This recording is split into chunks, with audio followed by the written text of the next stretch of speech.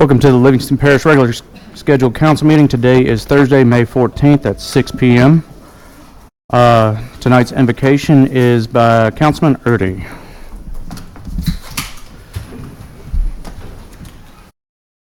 Dear Lord, thank you all here tonight safely, guiding us. Hope you oversee us, that wisdom, righteousness, vision, but mainly God is safe, and you're going to guide us good, solid, right here. Watch it. Also, just leave here tonight. Good note, sound mind, all home safe. God says amen. Amen. Councilman Watts, will you lead us in the pledge tonight? Allegiance to the flag of the United States of America, to the republic for which it stands, one nation, under God, indivisible, liberty and justice for all. Ms. Sandy, call the roll. Mr. Taylor, Here. Mr. Mangus, Here. Mr. Coates, Here. Mr. Watts, Mr. Wascom, Mr. Shavers, Here. Mr. Goff, Here. Mr. Erdy, Here. and Ms. Sandifer. Here. We Everybody's have a present. quorum. All right. As a reminder, please silence all cell phones. If you have anything, we got a pretty full house tonight. If you need to talk to somebody that's in the audience, we wouldn't mind if you would just step out of the chambers. It echoes back here. If you have any agenda item that you wish to speak on, we ask that you fill out a paper that's in the back and give it up to the staff. We'll give you 3 minutes to speak on that agenda item. If you can feel compelled to speak on that agenda item and you didn't fill out a card, we'll give you 2 minutes. When addressing the council, please address the council. Don't address anybody inside the audience. If you have any questions, if you ask any questions, we'll answer those questions at the end of your time if the council desires. All right. Presentation, STEM Shark Team, Mark Zwick, STEM Shark Team sponsor.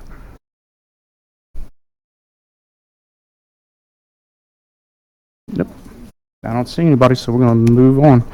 All right. SAD Program Recognition, Miss Linda Gardner, Litter Abatement Director. How you doing today, Miss Linda? I'm doing really good. I'm excited to be here today to let you know that I've been working with these students for a while, and they are so impressive, and it gives me hope for the future that we have these kind of students out in our areas that are becoming leaders. And they're becoming leaders against litter, which I'm really excited about that because you guys know how much I like to take care of that situation. I'm so happy for them. Last week they had a program for their whole year where they did their little presentation, and they did theirs on litter, and I worked with them a while to kind of help them and guide them and teach them, but they did it all themselves. They took it and they did it, and I'm so proud of them, and I want to recognize them tonight at our council meeting because they are great leaders. I know that they're going to be here for us one day, and that we're going to be seeing them do things in our parish, and they're going to help us to keep our parish clean and beautiful. So as I call their names, they can come up. Ashley Ramirez.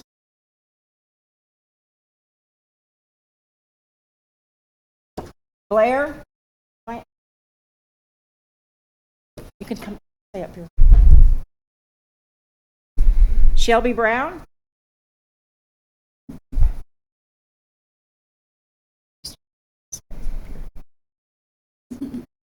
Gavin Davis.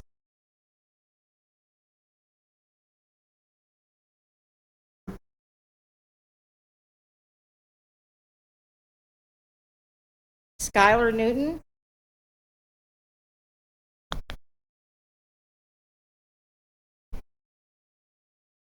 And Jason. Can't get your last name, Jason. Not only did they do this really nice presentation, but several of the students were with us for Love the Boot Week. They were with us on the weekend, We had a couple here that helped us with our event that we had on April the 18th. They helped with electronics, and I'm telling you what, if it wasn't for these students that helped, I know that Ms. Sandiford's excited about who helped her with her team, and I'm excited about who came to our event and volunteered for 4 or 5 hours. You know, that's not something you really want to always do on the weekends, but I just wanted to make it noted that you guys are really, really great leaders, and I just wanted to make sure that you got introduced, and we're going to be seeing you around. And I'd like the council to come up so we can take a picture. Absolutely. You guys can open them up if you want, okay? You can open them up if you want. Show your names. Just fold them over.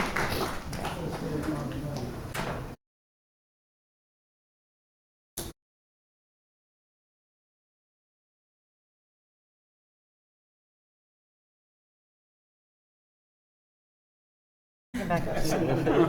Get over here with me.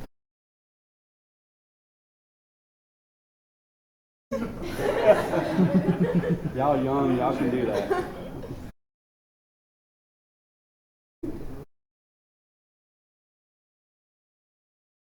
Thank you. So you guys can stay and you can go. Okay? Really appreciate it. Really do. I'll take a special person to step up and do it.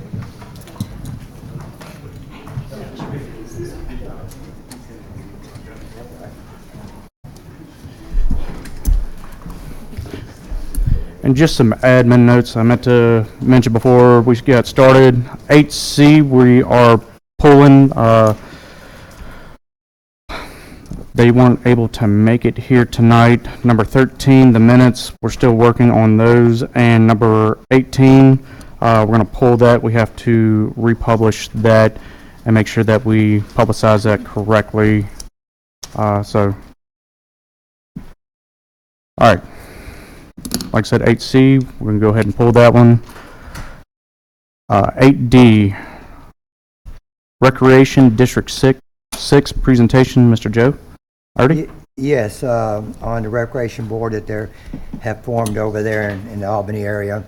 Laramie Stilley, his short term has already expired, and I'd just like to ask the council to reappoint him for another term out. We have to do that at board appointments there, Mr. Joe. So he doesn't have a presentation tonight?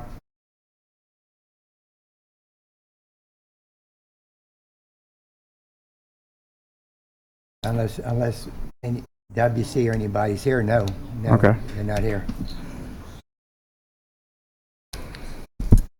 All right. So what are we trying to? He wants to- Point to.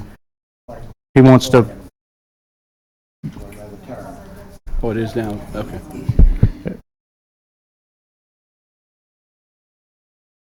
at the end of the agenda, Mr. Joe.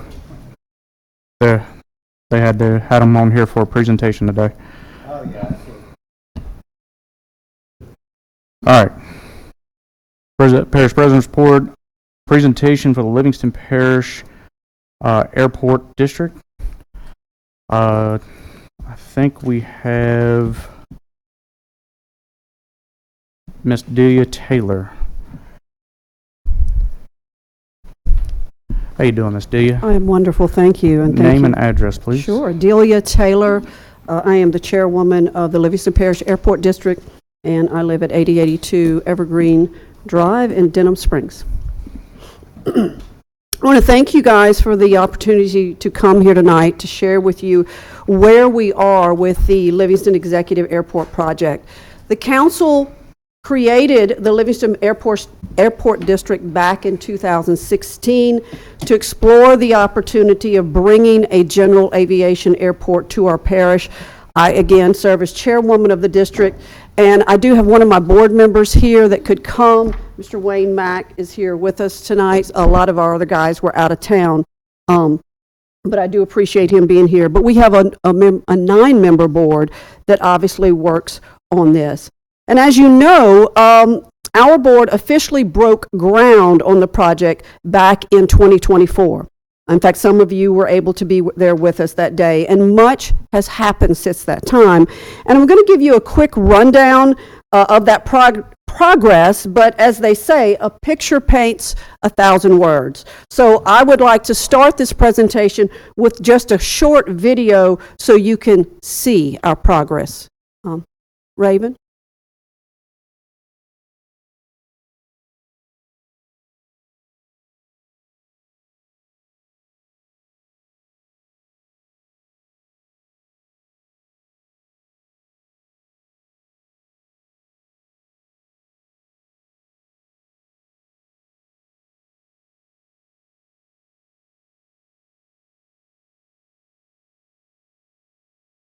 Well, it had music with it, but you don't want me to sing. I'm in the choir for volume only.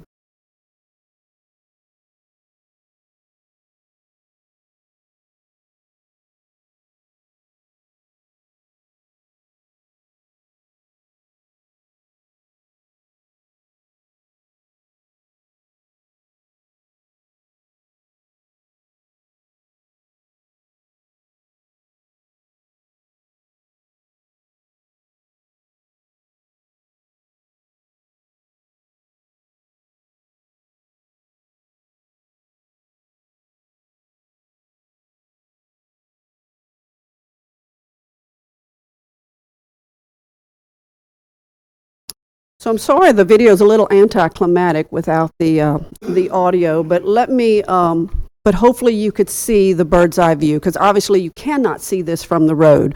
The only way to really see our progress is to fly overhead. Let me just really note what you saw there. What we have done is much of the dirt mobilization, clearing, and grubbing for phase 1 of the project has been done. Drainage has been put in place, and the foundations for the infrastructure assets has been constructed. You saw those, the raised, what will be the runway. Closed sewer lines have been run from the town of Livingston to our site. DIMCO is currently expanding 3-phase electricity from the north, from around I-12 to beyond our site and to the south of us. In addition, our local water systems, the town of Livingston and Coyell Community Water System, have connected in our area. What that really means is a tremendous amount of redundancy for emergency for those systems, but it will allow us easy access to water moving forward. And in the coming days, Fire District 4 will be cutting a ribbon on their new Satsuma Road fire station, and that, of course, will put reliable fire service near our doorstep. So that's where we are. In addition to the progress on the site, we have completed the forecast study, which is the first segment of our application package to be sent to the FAA. And of course, you guys helped to pay a portion of that cost. As you can imagine, the FAA wants us to do this type of study to determine if our project, one, is a good investment and that it has the potential to sustain itself going forward. And that study in particular looks at 3 things. It looks at population, it looks at employment, and it looks at median income. The good news for us and the good news for Livingston Parish as a whole is that we scored exponentially well on all 3 of those. Let me just give you a quick summary. First of all, I don't think it's any surprise. We all know that population-wise, we have been outpacing the state, and we outpace the growth for the rest of the nation. So we have been growing now consistently for 30 years, obviously leading in that area. Second area, employment. Livingston Parish exceeds the state average and the national average in the number of people employed. It means the people who live here, they work. They work and they have sustaining jobs. And then third thing that they looked at is the median income. And again, the good news is that Livingston Parish outpaces the rest of the state in the median or average income among our residents, and we are just under the national average. So again, as you can imagine, the FAA looks at all of that to see that A, you have the people who are working and who have expendable income to invest and take part in aviation. So that's the great news about that. But I really want to share with you tonight that we have even more positive economic news to share with you, that already this project has benefited this parish exponentially, that we are bringing dollars to Livingston Parish, even before we have laid the asphalt, which I'm going to talk to you a little bit more in just a second. But before I do, I want to expound upon the economic impact that we're already making in Livingston Parish.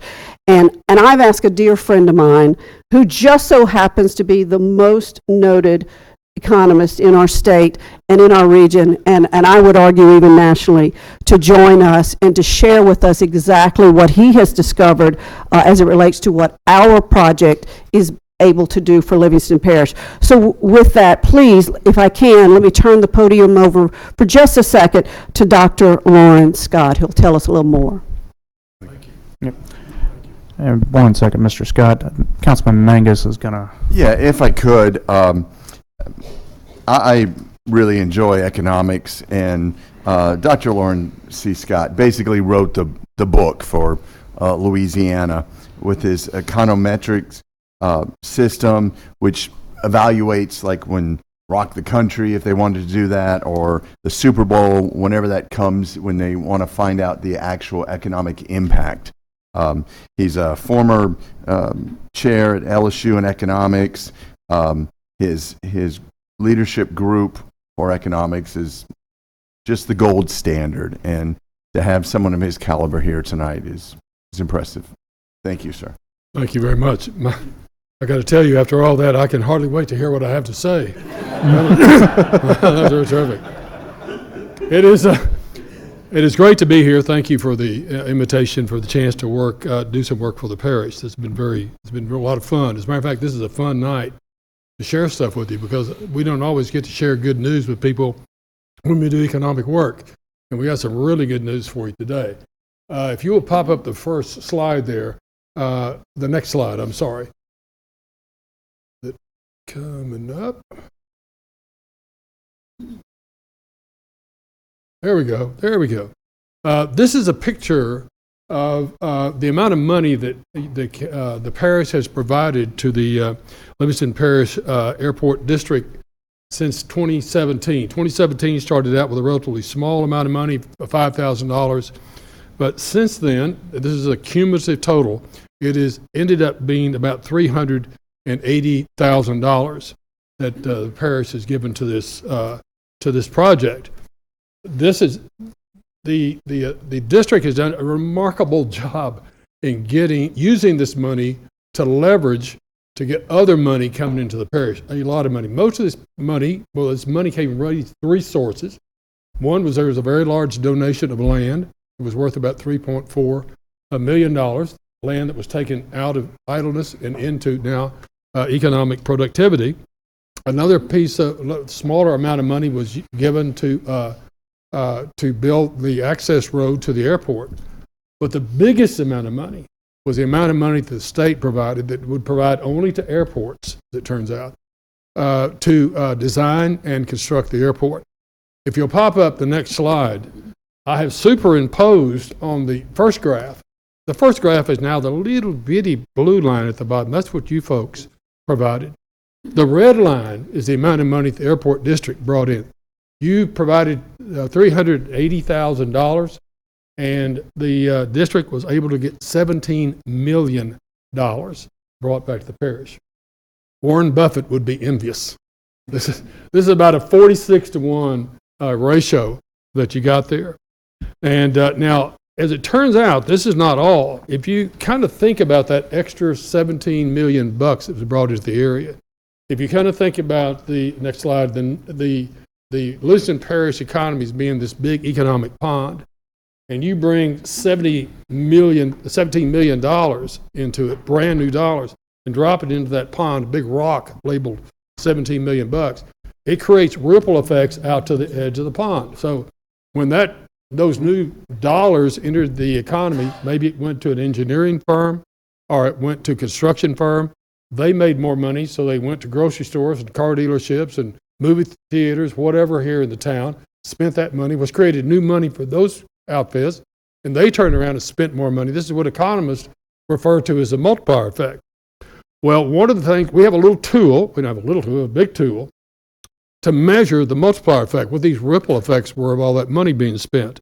It's called an input-output table. We bought one specifically designed for Livingston Parish. And we took this $17 million and pumped it into that table. And if you look at the next chart, if we pull that one up, what you'll see is that when you add the $17 million plus the multiplier effect monies, over time, this has created over $36 million in economic activity for the parish. This has been a major boon for the area. Now, we're able to also take one more step, and using that input-output table, we're able to estimate, if you look at the next chart, please, we are able to estimate how much new household earnings were created in the parish as a result of all this new money coming in. And it turned out to be around let's see, let me get my pages here in order. Turned out to be about $8.3 million in new household earnings created since 2017 in the parish. Well, as it turns out, there is an economist that was at LSU. He and I came to LSU at the same time, named Jim Richardson. If you ever wanted economic work to be done, he's the second best person that you could possibly get to do that work. But he's estimated how much money the parish collects in sales taxes, property taxes, licenses, and fees from all this new earnings. As it turns out, it's about $448,000. So you took $380,000 out of the Treasury. All this new economic activity brought in $448,000, 18% increase over what you invested. So like I said, Warren Buffett would be envious of such a deal. This has turned out to be a great investment for you folks, and one I think you're going to end up being real proud of once you get operational. Thank you very much. Thank you, Dr. Scott. Yeah.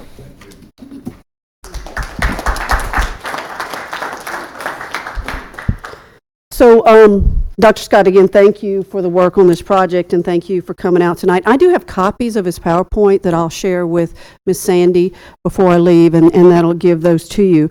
Look, I want to share another important economic note that I've learned. One of the things in working on this project we've learned, you don't know what you don't know. You know, and as we venture into this new industry for Livingston Parish, we start to find out the potential and the real impact that it has out there. Just like he just shared, I would have never fathomed that. I do not have an economics major. I would have never thought that.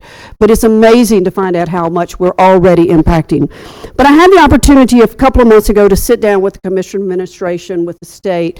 We were asking them about funding for this current legislative session.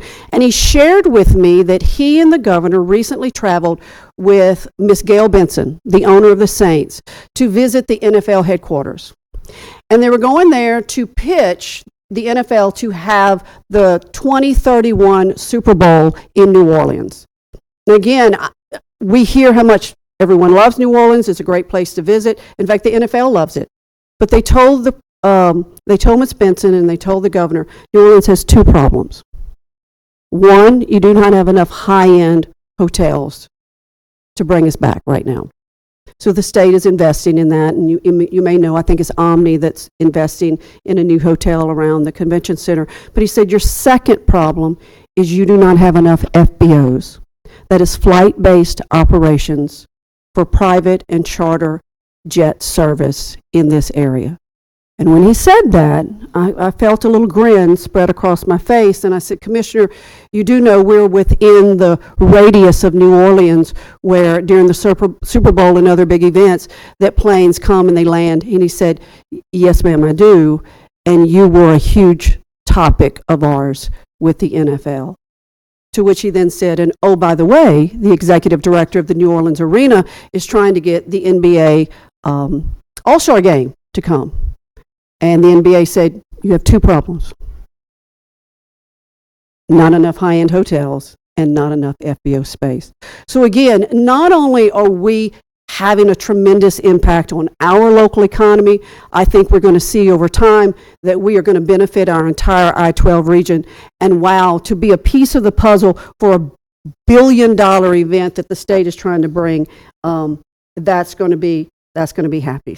A great deal. Well, last but not least, I know the second question is, well, where are we? What's next? Well, I do want to say that actual construction on the actual runway and the apron is scheduled to begin at the end of this month.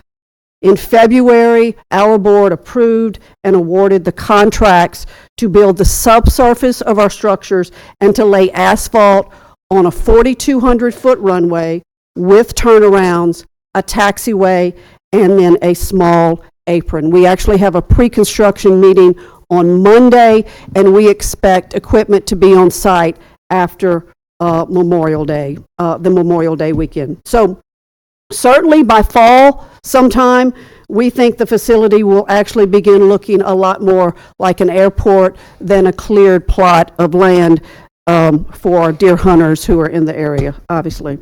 So now, we're still a far ways from being where we want to be to open. We'll have to add a second layer of asphalt on top of what we do. Let me just tell you, everything that we're doing, we're building to FAA standards. We could land on the depth that we have, but FAA expects another 2 inches. So we will be doing that. We still have some clearing to do. We need to remove some trees in our approachways. We want to enlarge our apron. And of course, we want to begin installing hangars and fuel service and that sort of thing. And we have, of course, brought all of those projects to the state, and we are requesting funding for those right now. So, but the good news is that the project is becoming a tangible, visible reality, and it is already, has been, and I believe will continue to be a tremendous asset to our parish. So, again, thank you for this opportunity to share this information.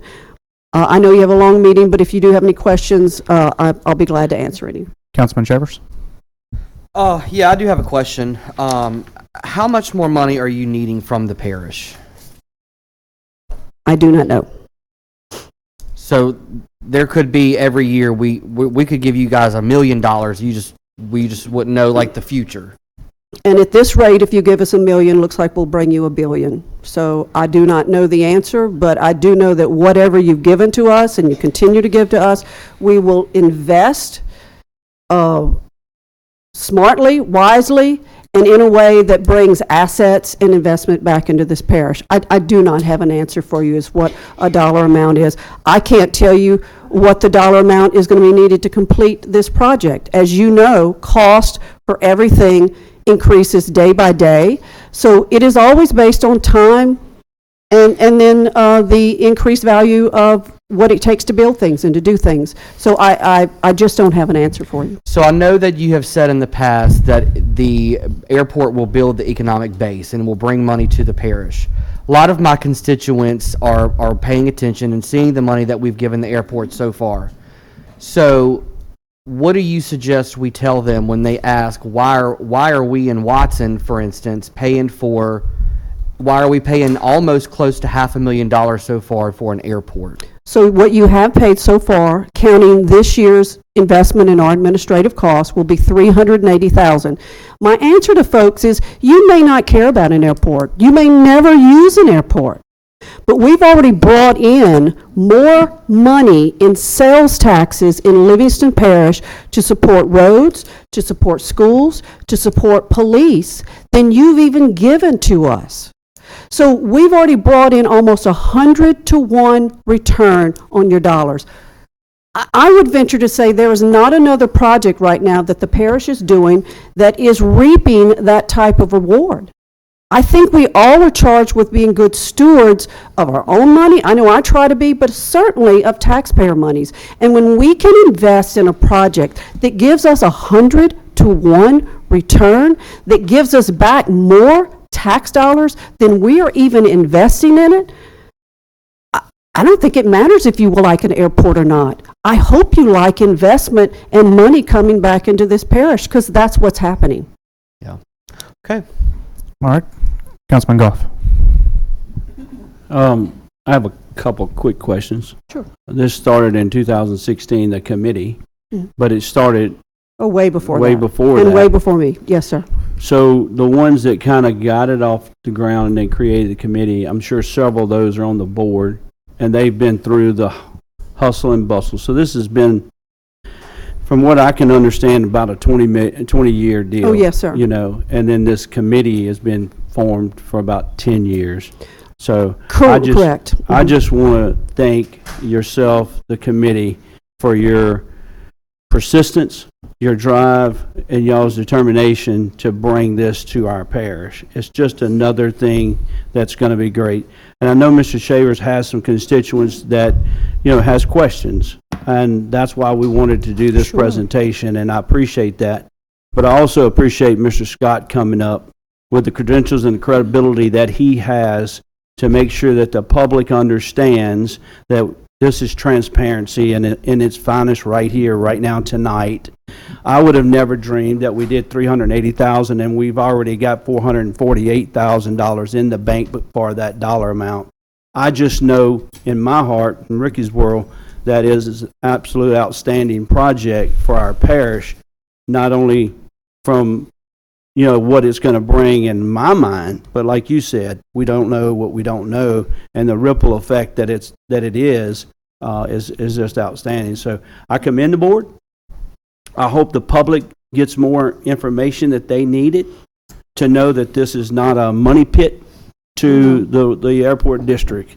And I appreciate Mr. Scott again for being here and giving it more credibility as well. Yes, thank you. Councilman Wascom. Real quick, Ms. Taylor, thank you again. Can you give us some kind of, if you had to look into your crystal ball and tell us when you think the first airplane will land? I mean, do you think it might happen this year, or are we looking into 5 years? No, it's not 5 years. So, so when we complete the first layer of the 4,200-foot runway, we could land planes then. It's just that we do not meet FAA standards. So again, why do we want to meet FAA standards? Because then we qualify for federal dollars, okay? So we're going to lay that additional asphalt before we open. The second thing that really we just need to clear out are some trees. There's still some trees at the end of our runways that we need to do that. But yeah, if nobody's looking, who's to say a little airplane doesn't sneak in there and touch down and take off and John Wascom might be riding in it. I don't know. Thank you, Councilman Wascom. Councilman Hardy. Yes, I know that a lot of money has been spent, a lot more is going to be spent. And my biggest concern since day one about having an airport in Livingston Parish is they're going to be financially self-sustaining over, because there's a lot of facets of people that have to do a lot of different types of, from a runway guy to somebody in the tower to the baggage, luggage, whatever. Can this parish, this airport, self-support it without asking for more money down the road somewhere? That is certainly the plan, sir. Okay. Thank you. Councilman Coates. Ms. Taylor, where do y'all have your meetings, and do y'all announce those meetings? We do. We meet in the assessor's office across the street. Okay, is there a set time and place for those meetings? Like we usually meet, well, we were meeting the second Monday of the month. We're now meeting the third Monday of the month at 5 o'clock. Is now the third at 5 o'clock? Mm-hmm. Okay, thank you. Sure. I'm just curious. Y'all said y'all have taken in $17 million from outside sources. Is that correct? Mm-hmm. Okay. If y'all are taking in $17 million, what is the $50,000 really going to help when you're talking about that much money? Well, I'm asking, why do y'all need that from the council if you're taking in that much through grants and other? Because that money's designated. That's only designated to construction and engineering and services. The state does not pay for administrative costs. So the money that you've given to us has gone to administrative costs. It goes to paying for bookkeeping, for legal fees, for to create our website, to go in and I'm trying to think what else I'm missing here. Insurance, thank you, our insurance. So all of those administrative costs that we have to do just to exist, that's what you're paying for. The state does not give money to operate from an administrative standpoint. They give money to set projects. Okay. And to services that are, again, not our administrative costs. All right, thank you. Sure. Thank you. Thank you, Ms. Taylor. All right. B, approve of a $50,000 payment to the Livingston Parish Airport District, Mr. McMorris. Thank you, Ms. Deary. Good afternoon, Mickey McMorris, Finance Director. One thing I've watched Mr. Randy do is just tirelessly try to bring new business to this parish. You know, and to be a good forward thinker and progressive leader, you know, that we can look back on 50 years from now and say, wow, those people were great. And he runs into so many brick walls because we don't have this and we don't have that. And he's fighting these other parishes for this business. And this is one tool that does the trick. And it's a huge factor when it comes to drawing business to our parish. So with that, Mr. Randy wholeheartedly supports the airport project. There's other projects we're looking at to try to bring in economic development here.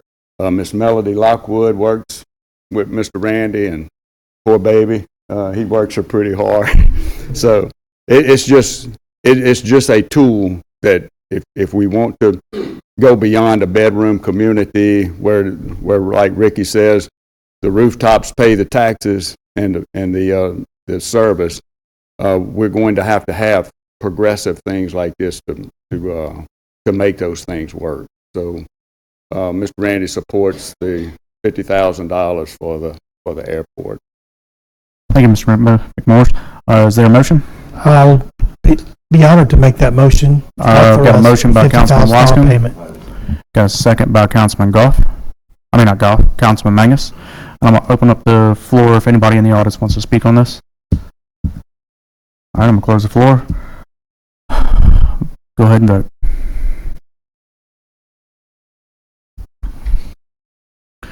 All right, I got 6 yeses, 3 noes. 3 noes is Councilman Shavers, Councilman Coates, and Councilman Hardy. That passed. All right, C, adopt a resolution to authorize parish president to execute a contract between the Livingston Parish Council and Victory and Chief of Springfield to distribute and use Louisiana State local government opioid litigation funds to provide for opioid remediation for Victory in Christ of Springfield. Mr. Glenn. Good evening. How are y'all doing? Doing good. State your name and your address, please. Glenn Lamorne, Opioid Director, 20399 Government Boulevard, Livingston Parish. All right. So we have 2 nonprofit faith-based organizations, Mr. Nathan Wall with Victory in Christ and Ms. Kristen Kilby with Our Father's House in Denham Springs. Both submitted proposals to receive opioid funding through our opioid abatement program. All right. Will you give us a little bit of background on what y'all going to be using the money for? Well, Ms. Kristen Kilby, she has a woman's facility where she takes in homeless women, women that have substance abuse, whether it be drugs or alcohol. She also is faith-based. They minister to them as well. So the funding is going to be used for that. They also have counselors on hand. And pretty much the same thing with Mr. Nathan Wall with Victory in Christ. He has the same thing. They also take care of people that are homeless, drug users. Right. And he's also going to provide transportation with his funding as well. All right. Is there a motion? I'd like to be honored to make that motion. I know Mr. Glenn Lemoyne is really involved. He's there closely watching, and he's really weighed, and I've spoken to him on the side, and he's told me these are good benefits for the people in this parish. So thank you for doing the work, Glenn. I appreciate it. I appreciate And that. then- We also have an auditor that we did hire strictly to go around monitoring the funding that the governmental agencies have received, whether it be the police departments, fire departments, and the nonprofit organizations. And his job is to solely go in and make sure that the money's being spent per the proposals that were submitted. Awesome. All right, so that was a motion by Councilman Wascom, second by Councilman Mangus. Vote on your iPad. Don't Passed take unanimous. off. Don't take off. We got a dude. Yep. Mr. Glenn, I'm going to be reading the next one. Adopt a...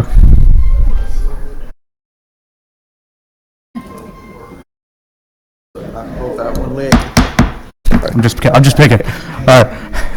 This is Our Father's House. Yeah, well, I'm about to read it. Okay. I'm sorry, Councilman Mangus said the Mangus is calling.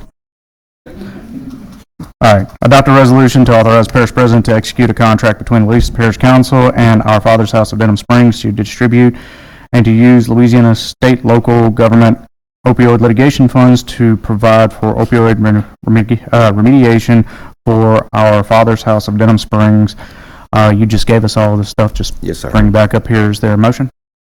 Got a motion by Councilman Mangus. Second by Councilman Coates. Mr. Goff. I know, microphone back there. He's flagging me. I just want, as far as the audit thing, can you clarify a little bit more? Because we kind of went over it a little bit.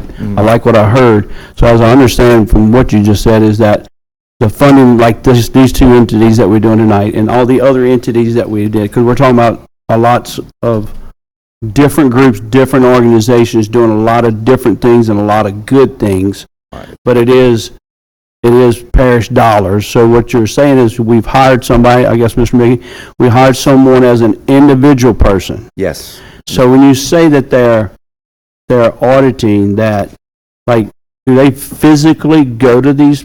And I just want to get some more clarification on that. So technically, the term audit is not a true audit, you know, like we go through where they come in and search our books and stuff like that. He does, now we limited him to 20 hours a week. With these additional funds, we may have to expand that just a little more. But he actually goes to the locations, make sure they have the supporting documents to support what they claim they have spent. So he's not there to write them up. He's there to go and report back to us and say, you know, I feel like they're using the funds. Here's the supporting documents. He submits those to Miss Gail Housley and Gina in our finance department, and they stay on top of him pretty tight. So if you haven't it's just a due diligence to move. If you haven't met Miss Gale, she can account for every penny. Yeah. I can promise you. I just think that's, I'm not sure who brought it up or who put it in motion and did that. I like that. I love that. I appreciate that. If there's any information or documentation that as y'all gather can just forward to, at least to me, I would appreciate it. But it's always been a concern. It's like you send these dollars out. How do we quantify them and make sure that we're getting something? So I appreciate it. Maybe at a finance committee, we can bring him to the finance committee. Okay. And he can report some of the things that he's. That's a great idea. That's a great idea. We'll do that. Yeah. All right. Thank you. Councilman Wascom. Real quick, before you sit down, to clarify this, if I'm not, Mr. Goff had made the comment that this was parish money. I mean, if I'm understanding, this is just our approval to use opioid funding that comes from the federal government. Am I correct? This is not coming out of the parish So funding. it does come, it's settlement money that comes from pharmaceutical Sure, but companies. yeah, But it's still, we consider it public money, and we want to make sure that we do our I see due what you're saying, diligence but I didn't to want, make when you sure. said parish dollars, I just wanted to clarify that it's, I mean, we have to approve it to come from the federal government Right. to spend their money, yeah. It does out. have parameters as to how it can be spent, so we don't want to, you know, extend beyond those. Right. All right, thank you. Thank you. Go ahead and cast your vote.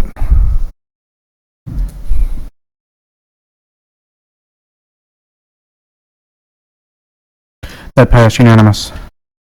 All right, public hearing and adoption of LP ordinance 2605. Miss Sandy, will you read that by title? Or Mr. Jim Ryan, you snuck in. Yes, sir, I did. I apologize.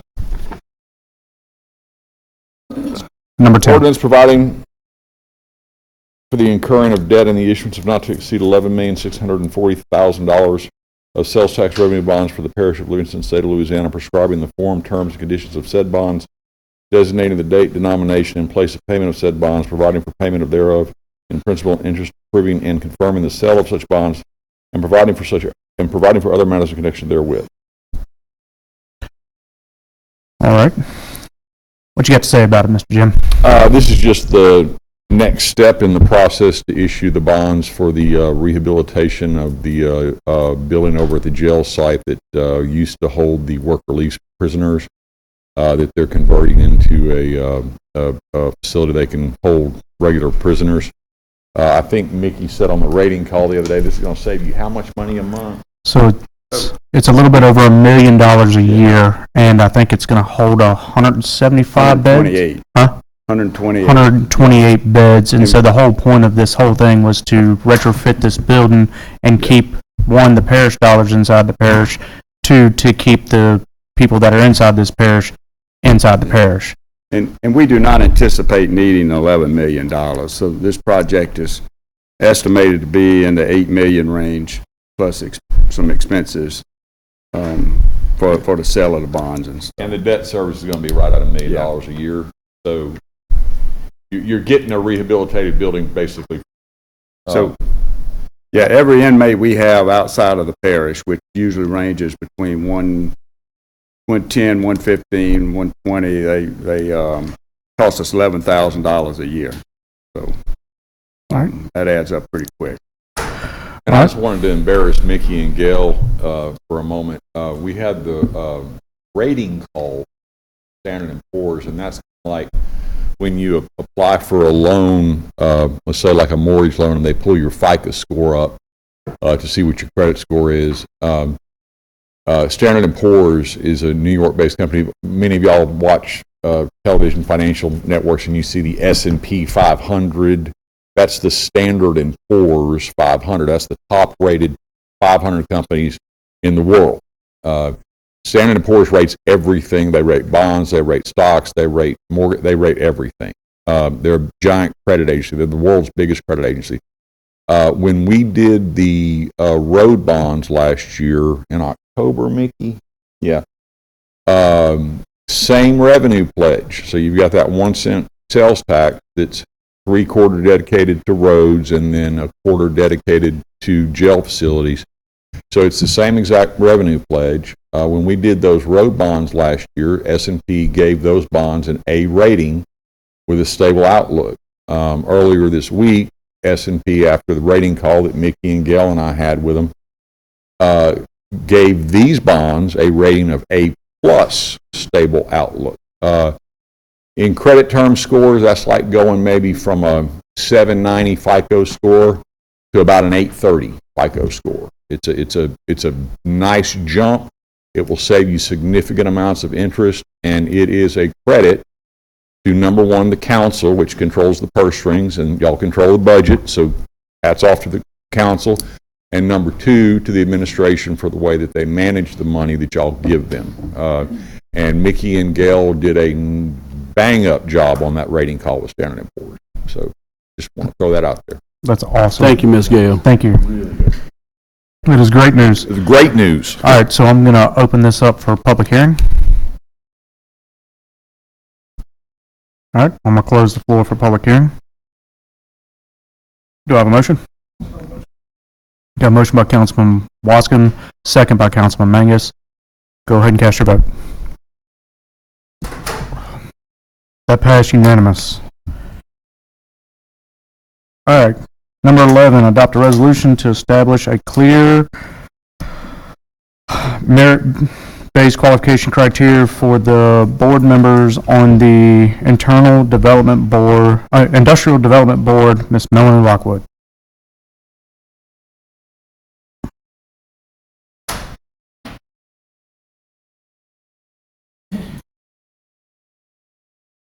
Melody Lockwood, President CEO of the Livingston Economic Development Council.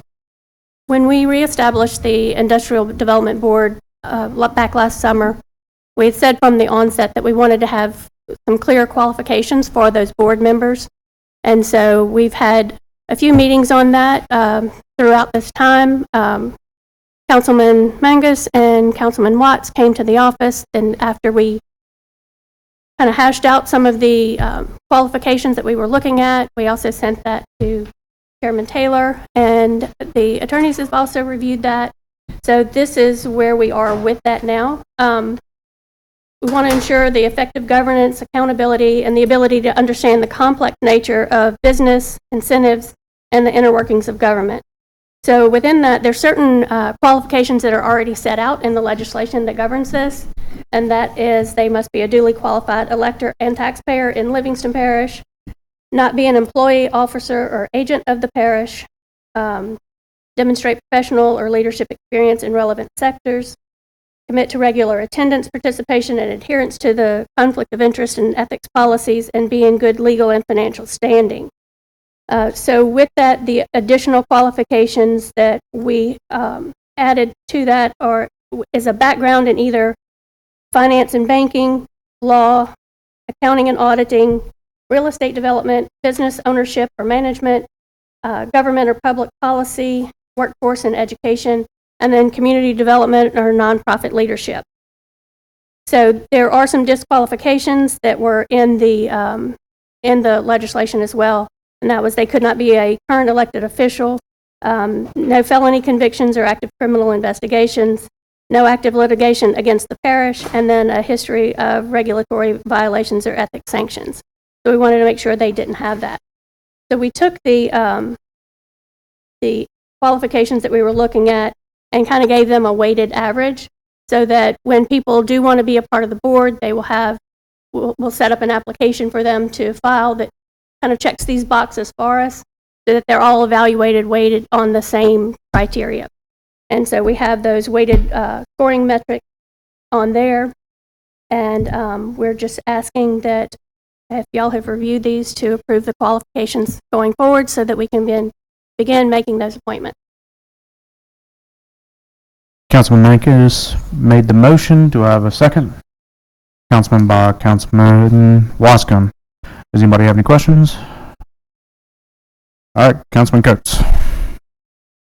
I'm looking at what y'all have submitted, and it's curious. Yes, these legal background. Yeah. How do you put a number on that?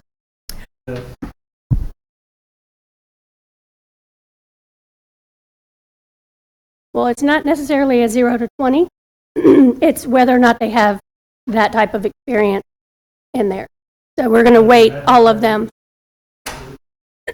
depending on the length of experience and everything else with that. Yeah, that's the way we're looking at it. We went through the numbers, kind of changed those around some when we sat together and reviewed the criteria. Okay. Councilman Mangus.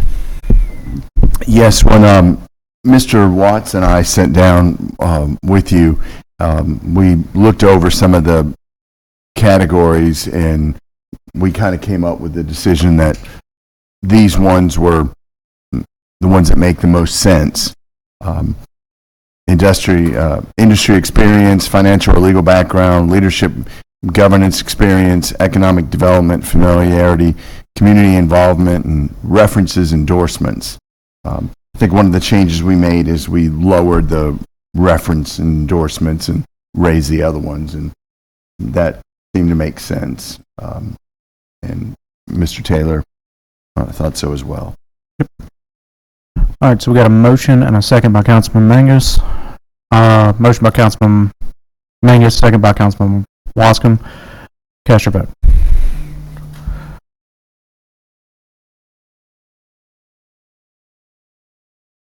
That passed unanimous. Thank you, Ms. Lockwood. All right, number 12, Livingston Parish Department of Public Works. Adopt a resolution to approve ratified bids for the Livingston Parish Better Roads Project 2025-26-2. Watson, Mr. Dugas. Thank you, sir.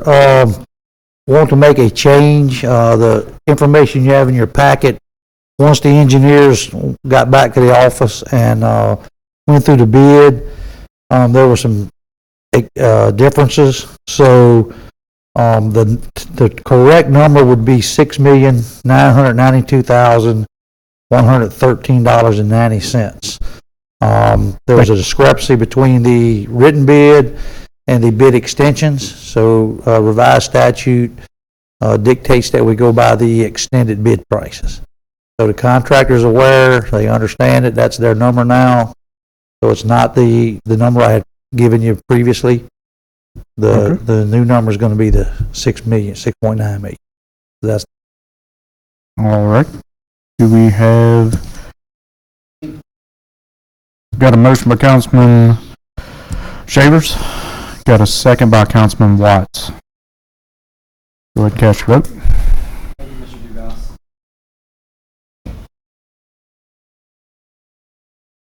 That passed unanimous.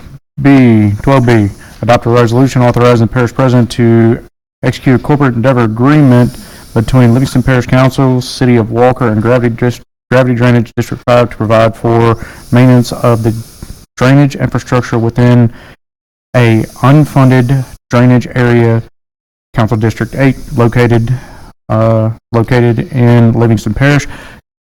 Mr. Dugas. Yes, sir. Thank you. The parish was approached by the Drainage District in the City of Walker about doing some improvements south of the city. So as y'all know, we have on the northwest side of the parish funded drainage districts. Everywhere else we do not. So the parish, we do the best we can with what we have. But this opportunity came out. We sat down with them. The drainage district will actually do the work just like they do in District 5.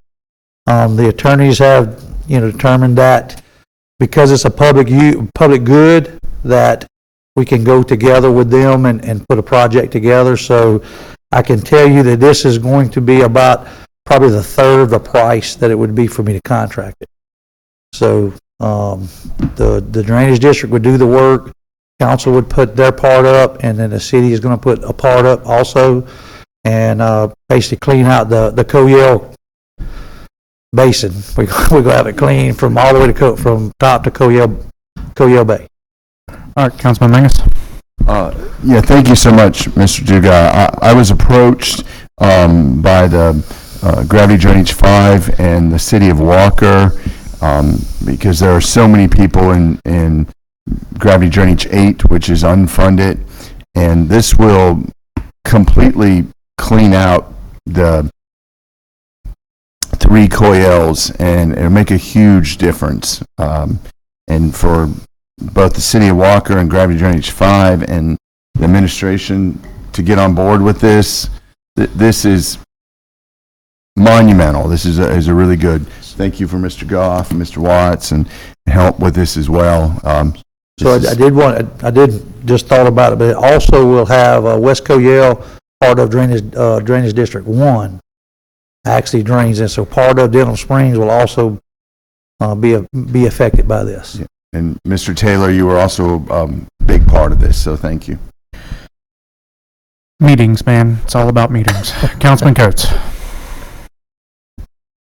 Thank you, Robert. I just want to make sure that you're going all the way down to Coyell Bay and that you're not stopping anywhere in between because that would cause more flooding down in District 8. So I think the agreement you have, it's the footage, and again, I'm going to say that's an estimate, but I have been assured that we're going all the way to Coyell Bay. We're not going to go all the way to Amite River, but we're going to, where everything goes into Coyell Bay, we're going to go to that, all three channels will be clear to Coyell Bay. Okay, thank you. Councilman Watts. Basically, what has happened over the time, District 1, District 5, and not even District 2, get to a certain point, they got to stop. In other words, the creek don't get cleaned out from, I think it's Drayford McRoy's Road south, So Gravity 5 and the town of Walker and Robert and them come up with a solution to clean these waterways out, and it's going to affect everybody. And it's going to be a great asset to us. I really think so. Something that hadn't been done, and I can't remember it ever being done. And that's a while. Councilman Goff. No, Mike, I'm sorry. So I'd like to commend and elevate the town of Walker for looking outside the box and agreeing to come on with this, and also Drive Drainage District 5 to say we need a solution downstream that's outside of our area. And it's the parish, and the parish is taxed with, and then the city says the same thing. Their water is running downstream, and if we can help that situation downstream, like Mr. Dean is saying, don't stop partial away and skip something. Let that water get on through. It helps everyone, and that's the key to the intergovernmental agreement part. I just want to make sure everybody understands that the funds that are the town of Walker and the Gravy Drainage District doing the work is because it's a benefit to the water in their particular area and where it's going. So what I challenge is any other municipality that wants to partner with other gravity drainage districts to clean out other large channels moving south. And this could not be a better definition of teamwork and taxpayer dollars working from multiple entities. So that's a challenge to any other municipality that wants to help fund, and in the gravity drainage district can do the work at a lot less dollar amount. Thank you for your efforts. All right, is there a motion? Got a motion by Councilman Mangus, second by Councilman Coates. Cast your vote. Thank you. That passed unanimous with 9 yeses. All right, 13 got pulled. Public hearing and adoption of LP Ordinance 2606. Ms. Sandy, we read that by title?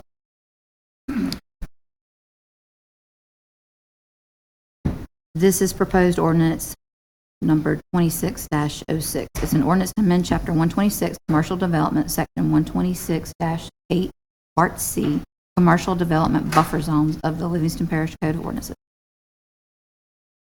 All right. I'm going to open, do we have any cards?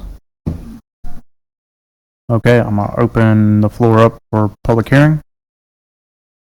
All right, close the floor for public hearing. Do I have a motion? Councilman, got a motion by Councilwoman Sanford, second. Second by Councilman Wascom. Councilman Watts. Yeah, I spoke with Mr. Mangus about this, and I think we need to kind of amend this a little bit to keep it a certain color instead of brown, yellow, blue. I mean, just one color across the board on these fences. You know what I'm saying? Not necessarily dictate a color. If you start with brown, finish with brown. If you start with red, finish with red. Instead of mix and matching everything, keep it a little bit more professional. You have a substitute motion with it? I have a question. How do I push this button? There you go. Councilwoman Sanford. You mean, so what you mean is like uniform to that particular building? So Lonnie K9 Kennels can build a blue uniformly around it, but Caroline K9 Kennels can build yellow. Is that what you're saying? Yeah. Okay. I thought you meant like one color parish-wide. Okay. Okay. All right, so you got a substitute motion with that? Yes. All right. Make a motion to keep it one color, continuous color. All right. So we'll, Councilwoman Sandy. We're going to amend the ordinance. Yep. Make a motion to amend it. Keep it one color. All right, so now I need a motion to adopt as amended.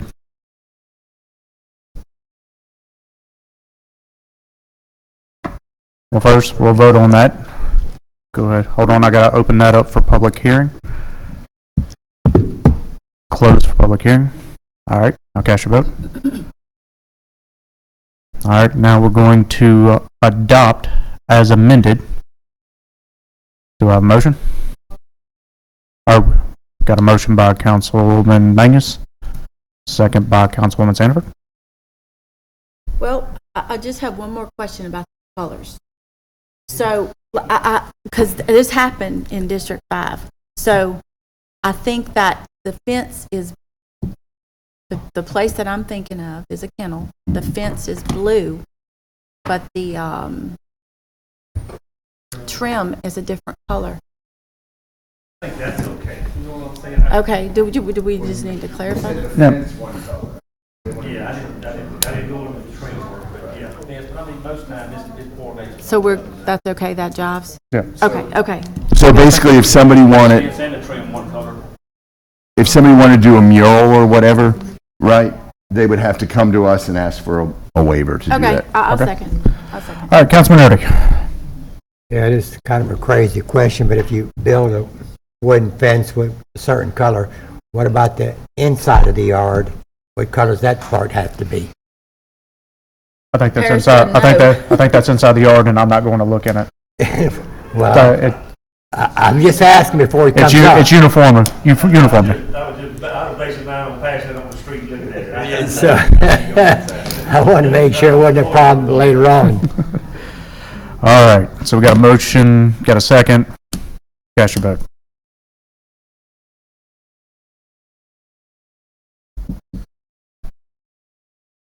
Motion was Councilman Mangus, second was Councilman Sanford, right? Yep.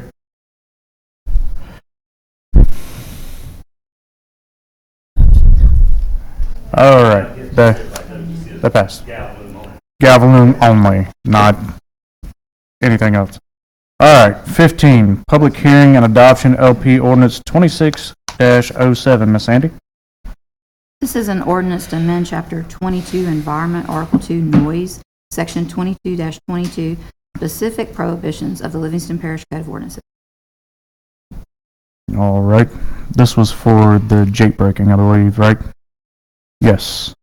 All right, I'm gonna open this up for public hearing. Was anybody here? Close public hearing. Do I have a motion? Motion by Councilman Mangus, second by Councilman Coates. Cast your vote. All right, 16, public hearing and adoption of LP ordinance 26-08. Miss Sandy.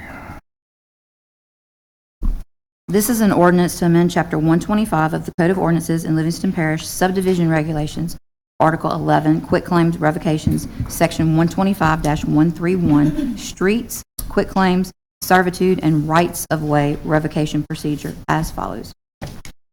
All right. I'm going to open the floor up for public hearing. Miss Angie Bourgeois.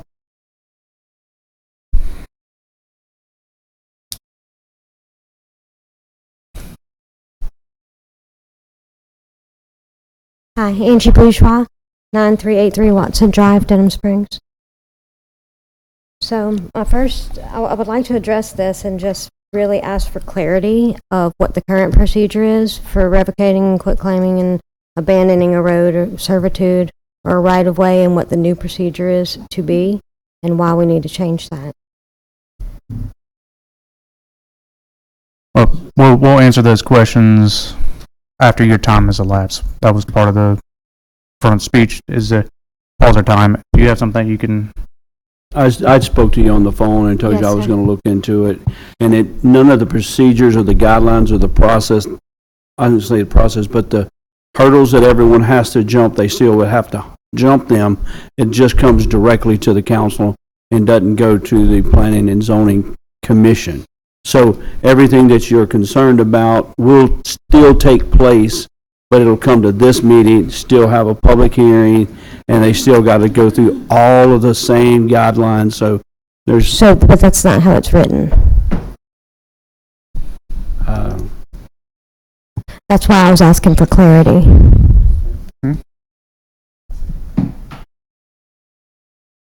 So it says procedure upon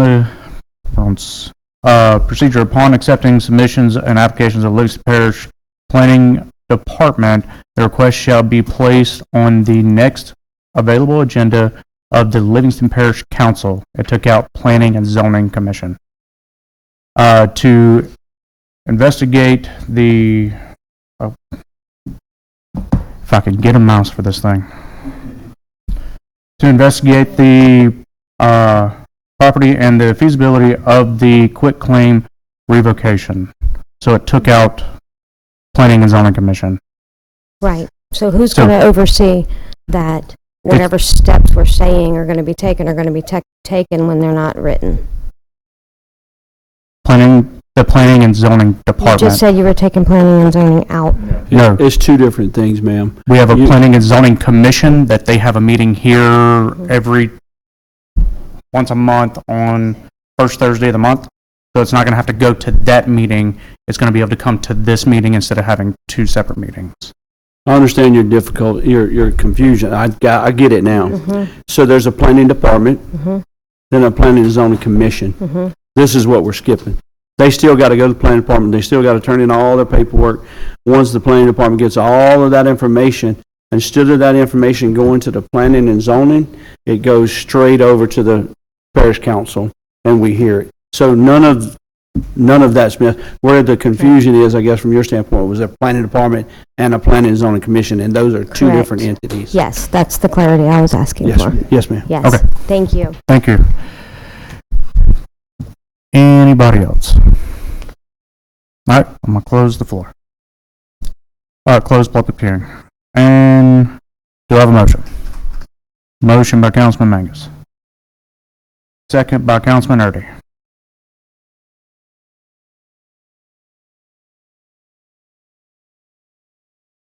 Cast your vote.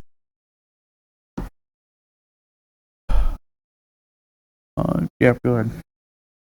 That's 8 yeses, 1 absent, the absent being Councilwoman Sandiford. All right, 17. Public hearing and adoption of LP Ordinance 2609. Ms. Sandy? This is an ordinance to amend Chapter 115 of the Code of Ordinances of Livingston Parish, Floods, Article 3, Flood Hazard Reduction, Section 115-74, penalties for noncompliance as follows. All right. So this is the original thing that we adopted had penalties and fines that we didn't really agree with. Councilman Mangus put some work into this and got with different officials and state entities. And go ahead, Mr. Mangus. Yeah, this was the 16 ordinances we had to pass to get under the CRS, the Community Rating Standards, to National Flood Insurance, to lower our flood insurance. And one of the problems with this was when we read over it, it had the penalties. They were FEMA deals with the whole country. So Louisiana, as you know, has Napoleonic Code, and make this as quick as possible. It had wording in here where it talked that it referred to a court decision. So when we were reading over it, and we had 2 attorneys to look at this, Mr. Giroux was one of them, as well as Clay Parker Jr., and we looked over it. There was no court decision to refer to. So we just changed it to refer it back to our own codes, because a first-year legal student could punch holes in this. So we're just following the spirit of the law and fixing that. Just cleaning it up. Yeah. All right, I'm going to open the floor up for a public hearing. Close public hearing. Motion? Motion by Councilman Mangus, second by Councilman Wascom. All right, cast your vote.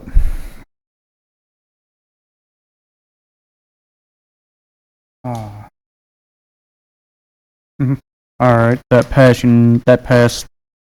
with 8 yeses, 1 absent, the absent being Councilman Erdy.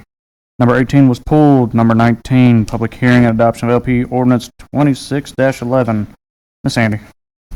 This is an ordinance to provide for the extension of a 12-month parish-wide solar panel farms moratorium by extending said moratorium for an additional 6 months that will prohibit the consideration, submittal, or approval of all solar panel farms or commercial solar power plants within Livingston Parish until such time as pending studies and ordinances are complete.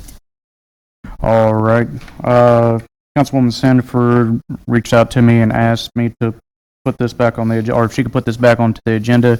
She's still working with Mr. Cassio, our attorney, with a couple other attorneys to make sure that we get this right. There's also things going on at the state capitol that they're putting into law, so we're waiting for them to finish up with their session so we can make sure that ours matches theirs better. Did that explain it?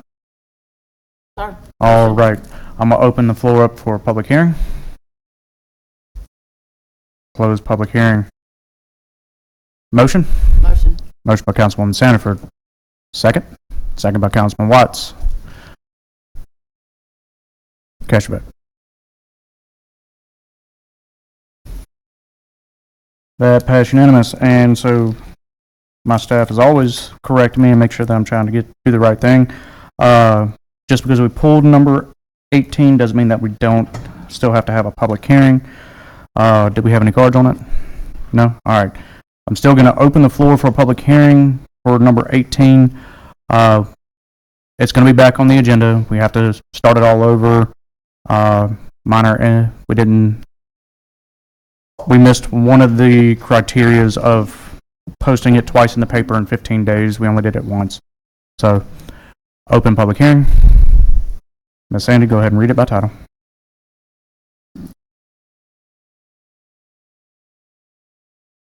Okay. This is proposed ordinance 26-10. It's an ordinance amending compensation of council members as per section 2-05, part B of the Home Rule Charter and Louisiana Revised Statute 33-12-3.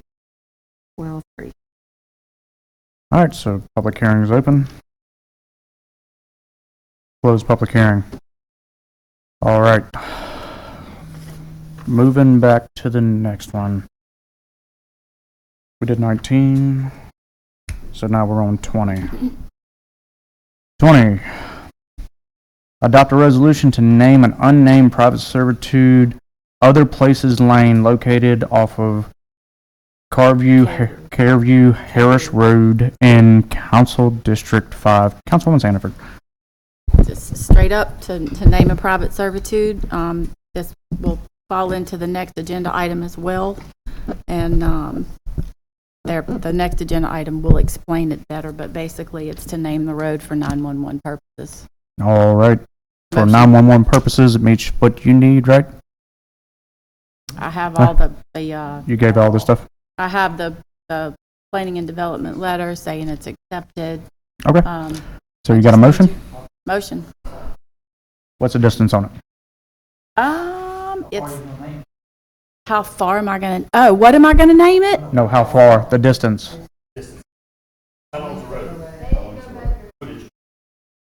Yeah, it's not long. Okay. All right, there's a motion by Councilwoman Sanford, seconded by Councilman Goff. Catch your vote. We'll get Mr. Dugas's footage. I am present. Okay. All right, that passed unanimous. All right, 21, adopt a resolution to authorize a waiver of section 125-37-4 requirements for minor subdivision for the number of lots on private servitude located Carew Harris Road. Mr. Yep. Carew. Council District 5. All right, that's me again. So that's waiver is straight up. So there's 6 lots on this private servitude. Ordinance says no more than 5. Landowner wants to add a lot because he wants to build out there. That's why I asked him to name the road so that 911 can find them. And so I have all of the letters of no objection on it. And 2 of those 6 are owned, how do I say this? Yes. So, and there's only 1 house on this servitude currently. All right, is that a motion? That's a motion. Motion by Councilwoman Sanford. Is there a second? Second by Councilman Erdy. Cast your vote.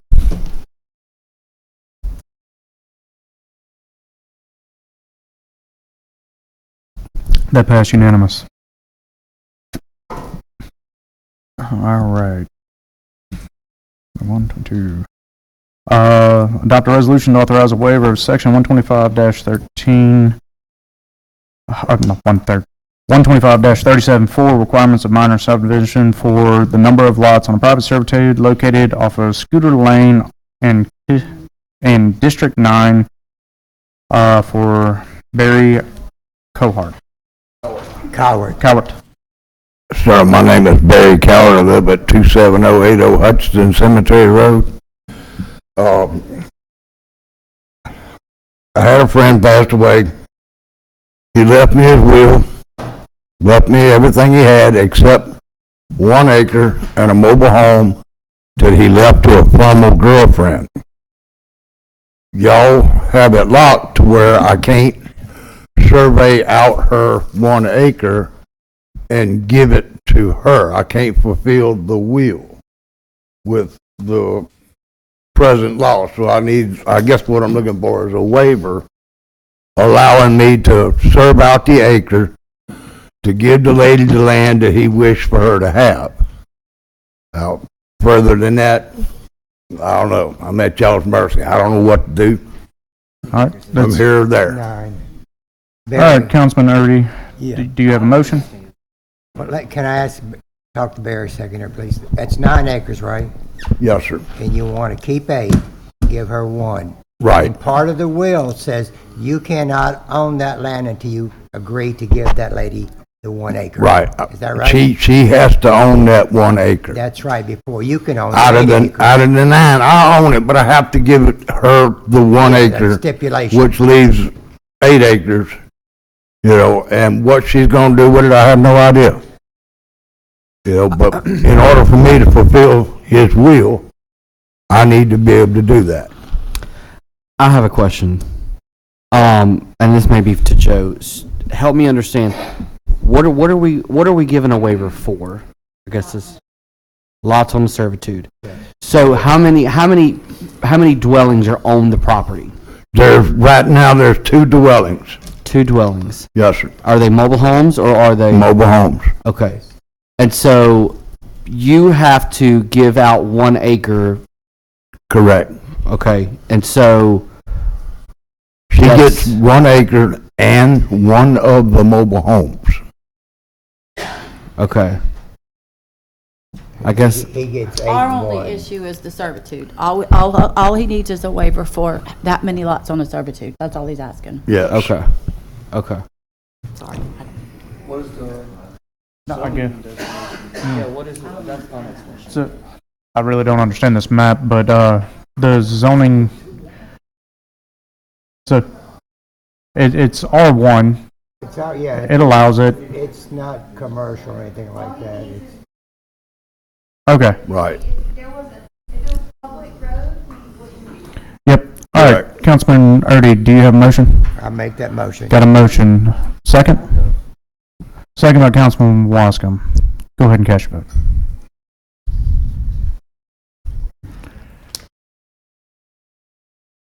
That passed unanimous. So Thank you. sometime next week you'll be able to get your stuff. Okay? Appreciate it. All right, Not thank a you, problem. Barry. All right, 23. Reconsideration of adoption of resolution authorize a waiver of section 126-8C commercial development buffer zone for the fencing requirements for our council meeting April 23rd, 2026. Mr. Goff, this was the last. Go ahead. Mr. So, Goff. the gentleman here, unfortunately had some emergency type things that came up. Reason he couldn't make our last meeting. If you remember, we voted on this or had action on this last meeting.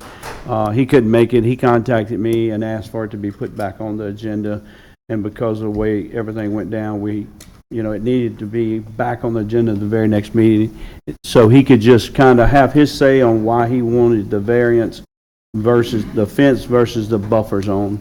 So I'm just going to turn the floor over to him and let him plead his case. Thank you. Thank you. My name is Brad Canova. I'm the owner of Pinecrest Mobile Home Park. We currently are adding some lots in, the density of about 5% of what's actually there. Currently up and down that street, we have similar developments with no fencing at all. It's been grandfathered in as it was. And what we're looking for is from you guys to help us with that. A couple things that work in our favor on that thing or help us out is that Ward Walker Drainage uses our laydown area in the back of the property when they drop equipment off. If you've been on Alvin Sibley, it's a small 2-lane street. So we kind of have an understanding. I always tell the guys to go in there and use the back to drop off excavators, things. If we fence some of the area, it's going to kind of create an issue with Coryell, because that's where we drain to. They clean those ditch areas back there, so we allow those guys to go in the back. I have a flat lay down area that I have currently my equipment that I do for construction work back there, and so it's one of those things where it's like the buffer zone is huge.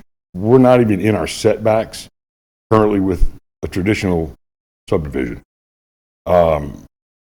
We have 125 foot of green space before you get to the first house on the left-hand side of the property, and then about 75 feet on the right-hand side. The back section of land is landlocked. It's in a trust with my neighbor to the right. And so both neighbors have already expressed they would rather us not cut it down. It's completely concealed, and we've got 50 foot of trees, brush and underbrush and all that anywhere. It's kind of just, it's fenced in. I mean, so it's kind of like we're looking at it like, well, you know, if we have to go in and cut down these areas, it's just going to be a vacant piece of land. I've done developments before in the past where we've had clear areas, and when you do, you got to put a fence up. So I understand the code. I'm just looking at it from, we're so condensed in the center of the property that to go and do that, it takes all the tree and vegetation away, which is really the draw for the property. That's where everybody comes out there. As well as letting those guys use the property that they always do in the back. Alvin Fairbairn has just ran topo for the new drainage they're doing in Walker. So they always come on our property. We let them go back there and park their equipment so they can shoot those areas. We have an understanding. I know Eddie over there, so we have an understanding like, look, y'all just park in the back, do what you got to do. It's just one of those pieces of property. There's nothing else on that area, on that street, I should say. But there's also subdivisions that have popped up on the street that have trailers, or they have houses that are all the way in their setbacks, rightfully so, with no fencing. So I'm just trying to see how we can work around it and everybody be agreeable. Okay? All right, Councilman Goff. As I said last month, I mean, unfortunately, I'm still going to stay in the same stance that you and I had talked about, that it's a mobile home park fence. I think the fence should be there. I don't know if it has to be on the property line or if it can be moved up closer to cut your costs down, et cetera. I understand the lay down yard, and I understand all that, and I appreciate you coming, and sorry that you had to go through everything that you did last time. Yes, sir. But from my standpoint, it's a matter of there's 9 people up here to make a decision on this gentleman. It's not just me. So that's why he's here. My vote is to go ahead and deny the waiver and require the fence. But that's just my vote. So if someone else here or the majority of the board wants to give him the waiver and allow the buffer and all of that stuff, then I mean that's fine. So do you have a motion in there? I'll make a motion to deny. All right, Councilman, so we got a motion. Do we have a second for denial of the waiver? Second by Councilwoman Sandiford. All right, Councilman Shavers. That is it. Just Ricky, I'm with you. I want to know your reasoning for denying. So in the way I look at any waiver in general is that how does the next person that walk up there say and do? And they could have some of the same similarities that fit, but there may be more homes not quite adjacent, but still. And then we don't know what's going to develop next door. That's right. So if we don't do what we need to do on a mobile home park especially, then we're not being good stewards in my eyes. So I look at what's the next one. It's nothing against this man in general. It's nothing personal. And he knows that. He knows where I'm at. So that's my reasoning. My reasoning is that, one, we can't control what's going to build up next to it. Now, why ain't they have a fence? The ordinance says they're supposed to have a fence. Oh, the council gave a waiver. And then at the same time, it is a mobile home park and it is a development, and it should have that fence. Understood. around. Okay. All right. Thank you. Councilman Watts. This is at almost to the end of Alvin Sibley Road? Yes, sir. And there's currently a park at the end. Yeah, I'm familiar. I Yes, just want sir. to make sure I was at the right place. Yes, sir. On the west side of that park, there's not a tree line boundary there, is it? Yes, sir, there is. There's a tree line boundary on both sides. There's a bamboo section that goes in there, and that's the other thing. We have servitude there that Demco goes and does what they do. So does the water district and the drainage district. They all get through there. So fencing would be, it'd make it difficult. We're very much further into the setbacks of the property where they're allowed to go and do everything they got to do. Down at the end of the street's the same development that has nothing around it, the same as what we have. It's been there a while, hasn't it? That park's been there, yes, sir. Been there for a while. The Rabelais land, and Miss Shalene owns a section of property. And they can't even access that. It's like kind of landlocked. So it's one of those things where we're kind of really the only one on that street where if somebody has to go and do something, they would just call and say, "Hey, can we pull up in there and drop an excavator?" Or yes, sir. But, I mean, we're always good with them. So how does gravity drainage get back there now? They go through your property to get back They there? do a lot, yes, sir. And we allow it. I mean, in the back of the property is just flat ground. Right. I mean, there's no development. And I've done developments, and I've done 8 acres with 50 spots on it. So it's very much minuscule in that respect. And so the back part of the property that they access from time to time, which is the drainage that drains Shalene's property, Dustin, my neighbor next door, the other lady next door who lives in Watson, and she owns all the property behind there for her son. It's in a trust, but you can't even really develop that. It's just logging land. Yeah. They use our stuff to go through it because there's really no other way to go down it unless you go down somebody's driveway, which nobody's going to let you drop a D5 dozer or Right. an excavator to drive somewhere. We kind of have an understanding, and it's good for us. We don't care. I mean, it doesn't bother us. I mean, it's just dirt back there, so go for it. Okay, thank you. Thank you. All right. Go ahead and cast your vote.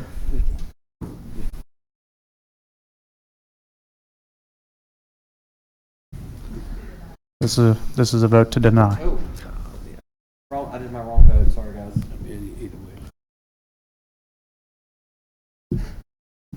Do you need to redo that? I need to redo my vote.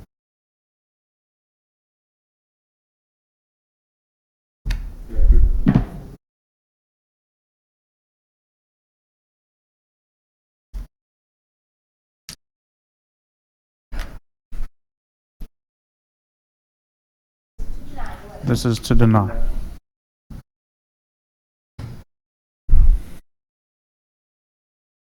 We voting to deny this? Either way.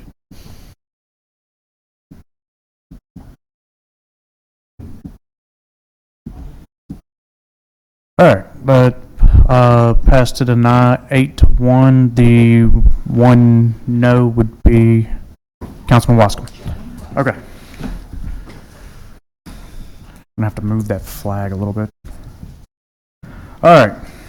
24, adopt a resolution.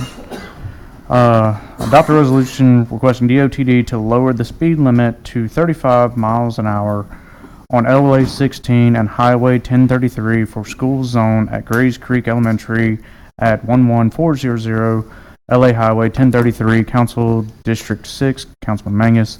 As we all know that Miss Katie has perished from this earth because of what happened, and DOTD sets those speed limits. This is just us requesting that they lower it, right? Yes. All right. Is there anything else you would like to say to that? Yeah, I was approached by, I'm sure all of us were, many bus drivers, parents, faculty members, and that speed limit's 45 miles an hour, school zone. And it can be lowered. 35 seems like a fair request. We're asking for that if this passes. I contacted the Lieutenant Governor's office as well as DOTD. I met with Christina Gallen. She's the engineer, and hopefully DOTD will take this under. Take our recommendation? Yeah. All right, Councilwoman Sanford. I thought, so would it be,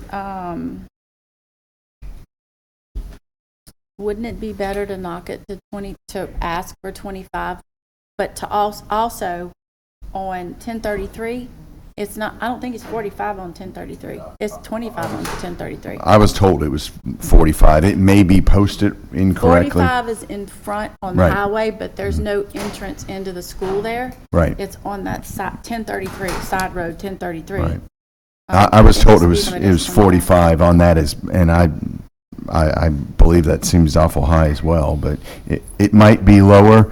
The problem is DOTD has regulations. Yeah. And we're just asking them to consider this. To consider it. They could actually lower it more. Can I amend it to 25? Because if we don't, you might knock 1033 up to 35. True, but if we do that, that may put them in violation of their 15 mile an hour below the speed limit rule. So, yeah, that's the only reason. There's a whole thing. Yeah. Because I don't know. This isn't really for us. Further down, it's 25, and in front of 7th Ward, and now we could get it bumped up if. So this is. We don't want that. Really for DOTD, just So this is just a good. To say to the community. Yes, we listen and we hear you. I'd prefer 25, but I don't know if that will happen. This, from what I understand, 35 has a better chance. All right, Councilman Erdy. Are there? Yeah, the school zone. Let me find where I'm at. The 1033 runs right dead center through the school zone. I'm not familiar with that area. All right, so old LA 16, right? Yeah, 1033 comes off of LA 16. All right, the driveway to the school is off of 1033. Okay. That is the school faces 1033. Now, for the buses to get out, there's also a school zone from 1033 to 16. Right. That is at 45. We're asking for that portion to be down to 35. That makes But the sense. speed limit, I think, on that road is 55, and they have is it 55? Yes. Yeah. 55, and They have. The schools, it's 55, and the school zone's 45. Yeah, so we're asking them to drop it 10. Yeah, that's good sense. That's right. Okay, Councilman Goff. So in front of Levi Milton, if I'm not mistaken, it's 55 and it is a 25-mile zone. So I would just like for us to, excuse me, if Mr. Mangus would be so kind to structure your motion to where it would allow for DOTD to reduce due to the circumstances and everything happening, reduce the speed in that area to a minimum reduction of minimum reduction down to 35, but would prefer to 25 for them to consider 25. That way, it kind of gives DOTD the opportunity to look at it both ways. Yeah. If they can find some way to get to 25, great. If not, then it would set it at 35. You want to restructure your motion, Mr. Mangus? Yeah, we could do that. Restructure, we'll keep it at 35, but if they would consider looking at 25 as well. All right, so that's a motion by Councilman Mangus. Second. Is that okay, Ms. Sanford? Yes. Sanford? Yes. Okay. Yes. Thank you. Yes. Who's got that second? Second by Councilman Erdy. Councilman Watts. Oh, why don't we request to make it the same as 7th Ward? You basically got the same situation, with the intersection of two state highways. The reason. Just you know what I'm saying, because you do have an example there already. Yeah, but I think 7th Ward's is this is just pure speculation. The front of 7th Ward, the school, comes out onto LA 16. The school actually doesn't come out onto 16. It's just a feeder road to 16. So that I don't know if that's the reason why they said 35. Yeah. And so they actually didn't have a crossing guard there. Miss Katie was just doing it voluntarily. Yeah. So, but it's both state highways. And the regulations are going to dictate from the state what we can do. So we may as well shoot for the moon and aim for 25. we're shooting for it. So go ahead and cast your vote. Okay. That passed unanimous. Easiest unanimous tonight. All right. Adopt a resolution to accept Glory Drive, 1,609 feet. Huh? Did I miss? I'm trying to get out of here. I'm sorry. Adopt a resolution to take a portion of Leonard Ballard Road, 232 feet of the post to the end of the road at the parish maintenance system. And Councilman Erdy, what you got going on here? The folks in the audience right there, and we'll bring them up here in a second, but these folks here on Leonard Ballard Road would like to be taken out of maintenance. And I think the number of feet involved here is 232 feet at the post end of the road. They'd like that to be private. Y'all want to come up and speak? There he is, Oak, I'm sorry. You just want to make it to a private section? Yes, sir. So Okay. we have posts up now on our property, up next to the road. So from them posts to the back, which leads into our property, we just want to make private, so we'll be able to put a gate across the road, stop the issues that we've been having. All right. Got him. Sorry? No, sir. So the lady that owns that was more than happy to sign the paperwork that we filled out. We have an agreement that as long as they own the property, they're allowed access. We have a cul-de-sac back there, so they come and park to access their property. I've known them for many years. We signed some paperwork with them just saying that we, give them permission to still come back. But she was more than happy to do it. All right. Is there a motion, Councilman Erdy? Yes. Yes, Mr. Sandiford.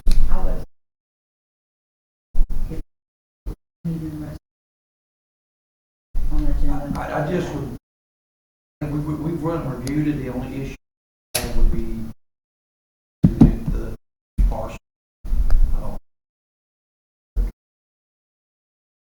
There may be property that's due. So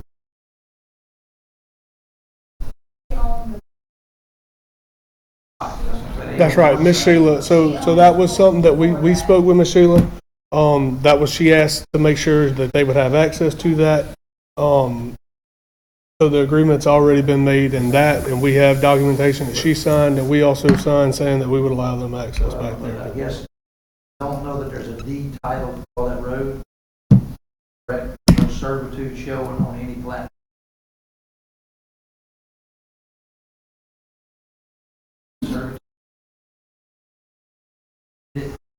No, sir.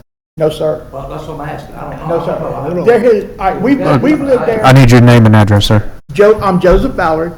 I live at the same address. Okay. I live at 34385 Leonard Ballard Road, the dead end of the road. Okay. We've lived there since 1980. Okay. That was all private from the blacktop all the way back. In 2008, my mother drove a school bus. They come in and asphalted that road for the school bus because she drove a school bus. We didn't want it done. It got done anyway. We got outvoted. Mr. Eddie Wagner come in there and done it. It was over. No problem. There's been no maintenance. There's no signs at the end of the road said no turnaround. There's no sign that says no dead end road. No signs that says none of that. So what we want to do, we have problems with people turning around back there at all hours of the night. We're pretty sure there's been a couple of drug deals go down back there. It's all family back there. My two boys live back there. My mother lives back there. We got kids back there. We're trying to protect our family. But from where we stop, the only people that need access back there is the people beside us, Miss Sheila and them, and they've signed all the paperwork. We'll put gates up. They will have full access to it. If the parish needs access to it for any reason, full access. We want to protect ourselves at night because family's family. I'm sure if somebody was coming in your driveway at all hours of the night and stopping and getting out, walking around, you'd want something done about it too. That's all we ask. All right. Thank you. Mr. Ballard, one question. Y'all did come get the paperwork and fill it out, didn't y'all? Yes. That's all done, Caroline? It's in your packet. Okay. All right. Mr. Dugas, you good? You're good. All right. Councilman Erdy. Councilman, almost did it again. Miss Sandy. In the resolution that they are authorizing access to the parish So what's gonna happen is what we maintain to the post, considered post. Yes. Okay. So we good. Anything past the post? Sound.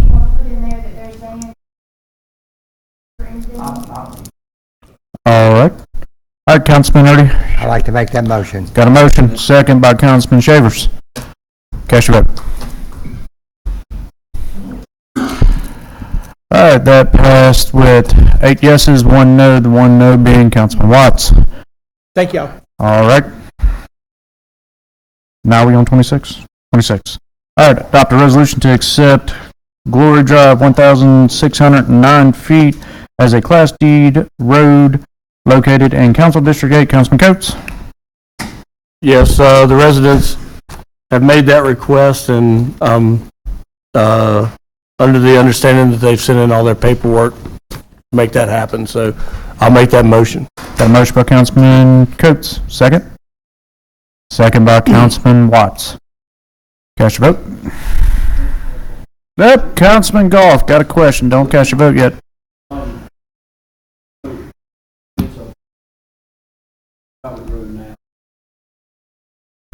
Sorry. That's correct.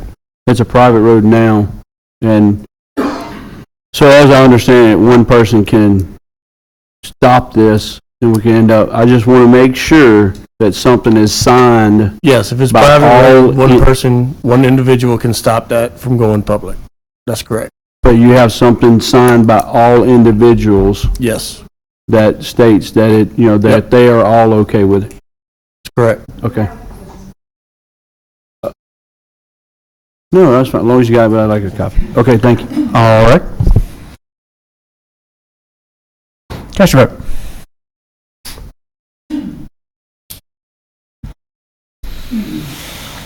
All right, that passed unanimous. 27. Adopt a resolution to add the following roads to the priority road list for consideration. Y'all gonna have to stop this. Mr. Joe, what's the name? Is that Carly? Carly Lane. Carly Lane and West Bates Road. All right. Got a motion? That is a motion. Got a motion by Councilman Erdy. Second. Second by Councilman Goff. Cast your vote. That passed unanimous. 28. Board reappointments and resignations. Livingston Parish Fire Protection District Number 9. Councilman Coates. All right. The District 9 Fire Department, we want to reappoint everyone who's, needs a current reappointment. My computer's not showing me my names right now. It's kind of locked down, so, if you could. Yeah. Okay, so you want to reappoint Michael Hood, and his term will expire January 1st, 2027. Keith Landry, expiring January 1st, 2027. MacArthur Semino, expiring January 1st, 2028. And Dwayne Brown, expiring January 1st, 2028. All right, is that a motion? That's the motion, yes. Motion by Councilman Coates, second by Councilman Shavers. I'm going to open the floor for public hearing or public comment. Close the floor. Cast your vote. I don't think anyone's is working. I mean, my computer's working. Voting's not working?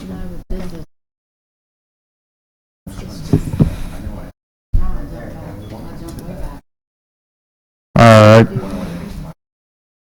No, B. you don't have an appointment on file? Livingston Parish Convention and Visitors Bureau Tourism Board, Councilman Wascom. Yeah, I'd like to make a motion to reappoint Mr. Robert Reynolds. He's doing a great job on the tourism board, but I'm not sure when that term expires, but he's already in there, so I think his term's already expired, so just roll forward to whenever it was up. It'll be February 11th, 2029. February 11th, 2029. I'll put that in the motion. All right, got a motion, got a second. I'm going to open it up for public comment. Ryan seconded? Yep. Close public comment. Cast your vote. Well, I make sure sometimes he says different. All right, Gravity District 2, Councilman Shavers. Yeah, we did this already before, but just to make it. To ratify? Yes. We're going to put Kyle Parker in that position. Again, Effective effective April 10th. April 10th, 2026. 2026, yes. All right. That's a motion? Yes. By Councilman Shavers? Yep. Second by Councilman Watts. Can I open up for public comment? Close public comment. She's already off. Sure. All right. That passed unanimous. D, Livingston Parish Waterways Commission, Councilman Coates. Okay, I was contacted by a gentleman who wanted to be back on the commission, and he decided that he's got too much going on. He's not going to be able to do it any longer. So I want to accept the resignation for Kerry McNabb, and we'll do that first, and then we'll do the reappointment. All right, so got a motion to accept the recommendation from Kerry McNabb. Got a second by Councilman Mangus. Cast your vote. That passed unanimous. Okay, now want to put up for appointment Mr. Bill Whittington. Mr. Bill Whittington's here. He's the president of the Lake Marpaw Preservation Society. He's been very active in the community, and it'd be a great addition to that position. All right, so that's a motion. All right, second. Second by Councilman Erdy. Yeah, he's taken over Kerry McNabb's, and so it will expire January 1st, 2028. All right. Councilman Erdy's seconded.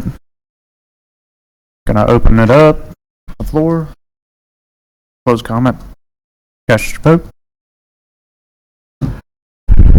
That passed unanimous. Thank you, Mr. Whittington. Livingston Parish Recreation District 6, Councilman Erdy. Yes, that's Laramie Stilly that's on the board. I just want, his time is running out. I want to reappoint him back up. All right. His appointment will expire May 23rd, 2031. All right. Is there a motion? I'd make the motion. Motion by Councilman Erdy. Second by Councilwoman Sanford. Can I open up public comment? Close the floor. And cast your vote.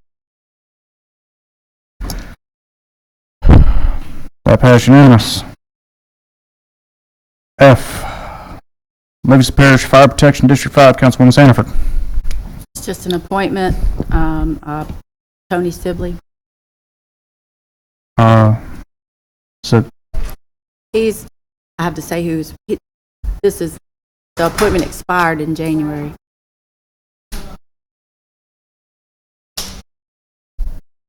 There's 3. What? Oh, he's replacing Mike. Replacing Mike Reed. That appointment will expire 2-year terms, January 1st, 2028. All right, there's a motion by Councilwoman Sanford. Second. Second by Councilman Erdy. Open the floor for public comment. Councilman Goff. So I know there's a lot going on with this district, and I have a little bitty area in it, and I think Mr. Mangus might have a little bit area in it.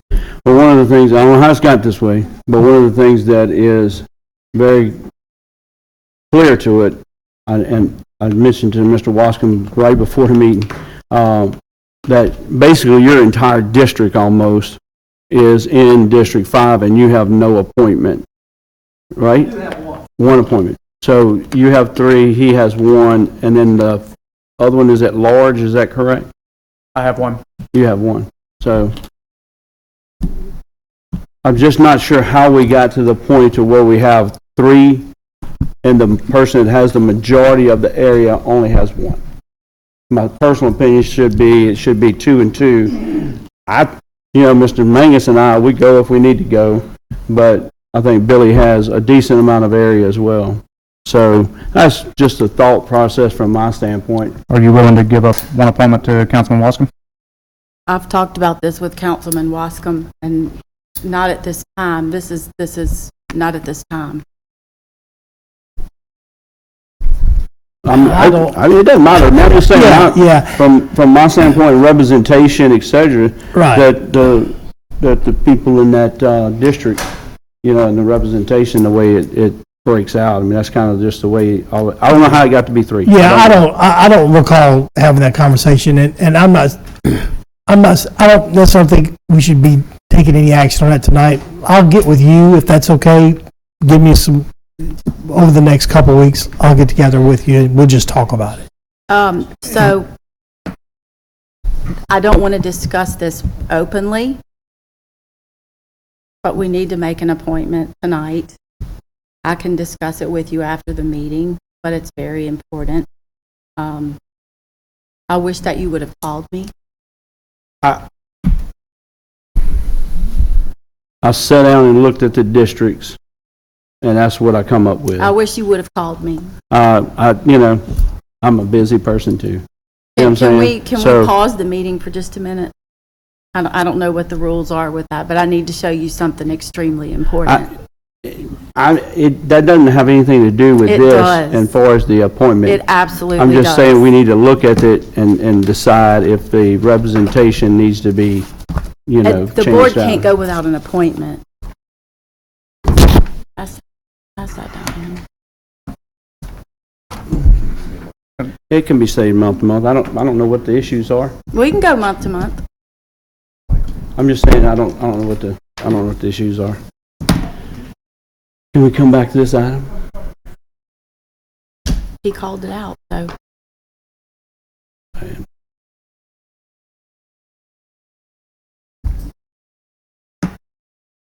They just can't go without a board member.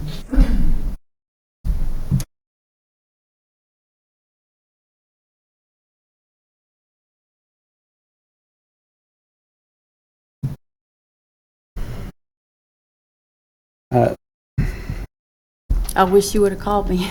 I wish you would have provided that and had the confidence in this council to say this is why I'm making this appointment if there's any question. I didn't want to get into that. Well, I'm just saying it's a very, that whole board's been all over the place.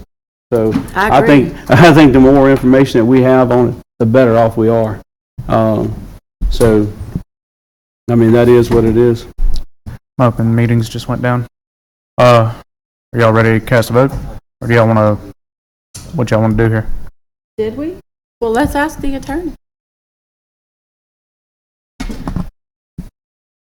Do we need?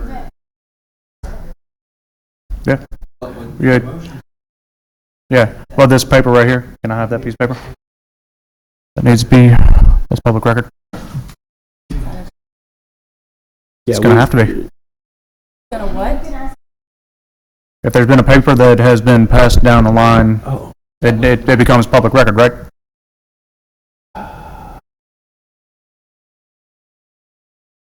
Has it been? Yeah, it does. It becomes public record. Right, but I was going to say, has it been provided? Yeah, but. So, yeah. Okay. I could care less, right? I'm not either one of those parties or anything in the whole situation, right? I'm just simply pointing out that Mr. Wascom doesn't have the representation on that board as a fire district. And y'all know where I'm at with Well, the fire let district. Mr. Wascom worry about that next time. You know, Miss Ann, I'm a Livingston Parish Council person. Well, So stay in your lane, everybo- Councilman Goff. Everybody in this parish, I feel I represent. I do too. Okay, well then, so Maybe we could have talked about this. you and I have had more than one conversation about this, and I facilitated a meeting to try to put some of this stuff to bed. I get what's going on, and I'm not taking anybody's side or anything. Where the chips fall, I could care less. I really could. So to sit here and say I should have called you when I've already been part of this, and I've went to some of their meetings, and I've coordinated with you as well as with one of these individuals. That's why I don't understand why you didn't call me. You feel like I'm trying to hijack your appointment, and that's not what I said. What I said was simply, I'd like to Mr. move that we call the question. Mr. Wascom doesn't have the representation that he needs on that board. That's all I was saying. So before we make an appointment, maybe we should get with Mr. Wascom. But you said you talked to Mr. Wascom. So if Mr. Wascom is okay with not Mr. having Chairman, representation. Can we call the question? If you want to put it 30 We got a days. motion to call the question. And if you want to put the person on there month to month, that's fine. I don't care. Do we need to, Yes, 2/3. yeah, you gotta have 2/3. So we got a motion to call a second. Do we have a second to call the vote? So there's a second by Councilman Shavers.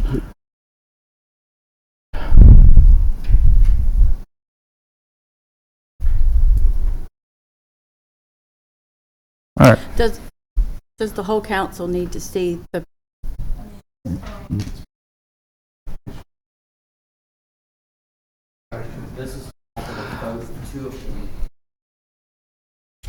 There's so many speculations, you don't know, but that's got nothing.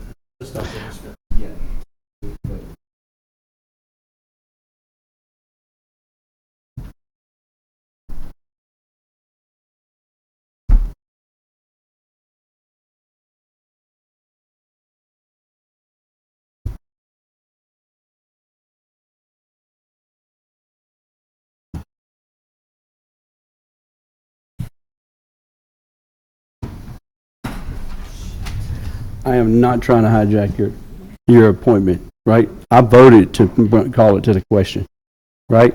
And you don't know that I'm not going to vote to support your person. All I'm saying is this whole thing has a lot of pieces, and it just seems the whole thing seems kind of funny. And then have a gentleman that's been on there from at the beginning not knowing this.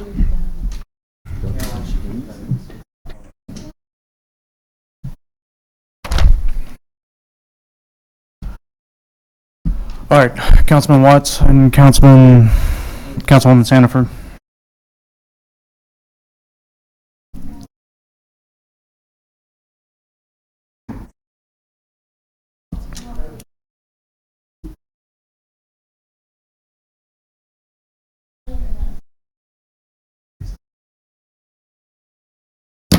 Oh, yeah.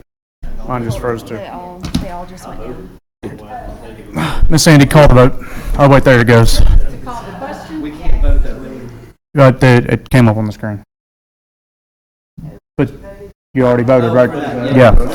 All right, so there was 7 yeses, 2 nos, myself being no, and Councilman Mangus being no. All right, so this is to call the question to the vote. Now we need to take the vote. Miss Sandy, call the. Is everybody ready to take the? Well, this was to call for the vote, so we have to be ready.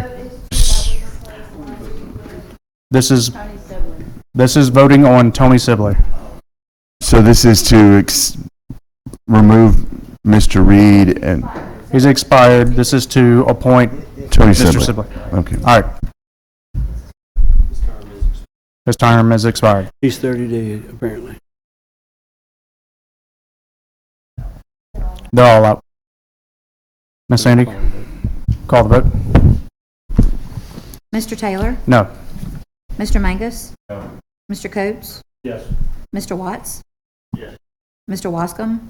Yes. Mr. Shavers? Yes. Mr. Goff? Yes, ma'am. Mr. Erdy? Yes. Ms. Sandifer? Yes. That was 2 noes, 7 yeses, 2 noes being myself and Councilman Mangus. All right. Moving to finance, to committee reports. Finance Committee.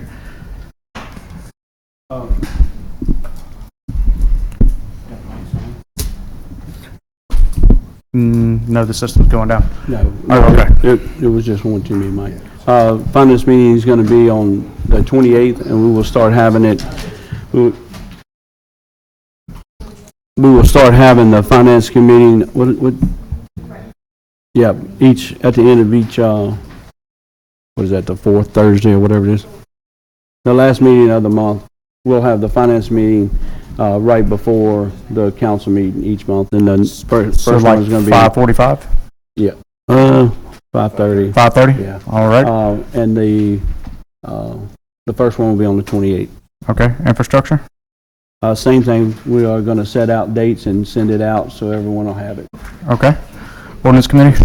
Ordinance Committee, we did a lot. Thank you, Mr. Wascom, Mr. Erdy, Mr. Parker.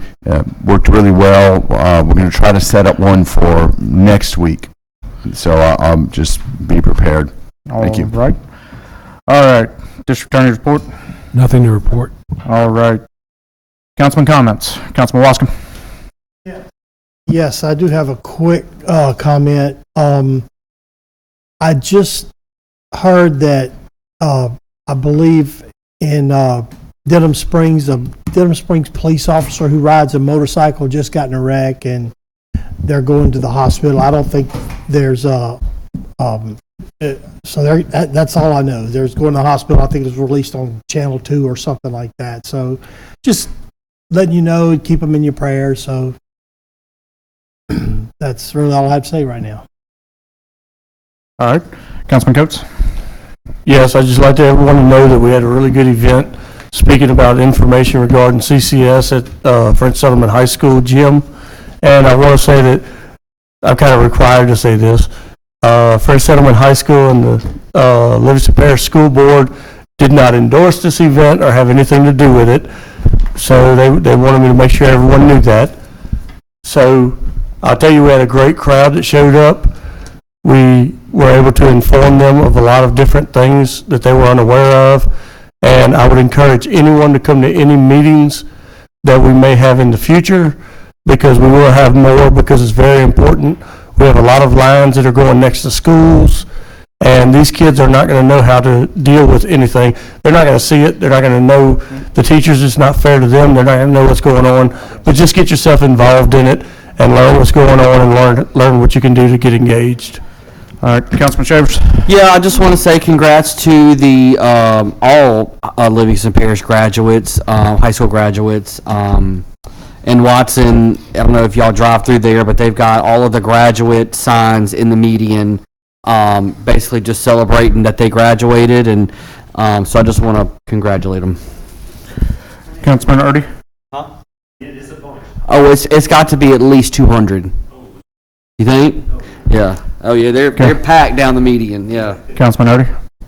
Yes, I'd like to say I'm proud that the state capitol invited the Hungarian settlement to the capitol about a week ago, and they honored us, and we got to be in the chamber with them and kind of just hang out with them, I guess, basically. But it was a wonderful experience, and just to be honored is great.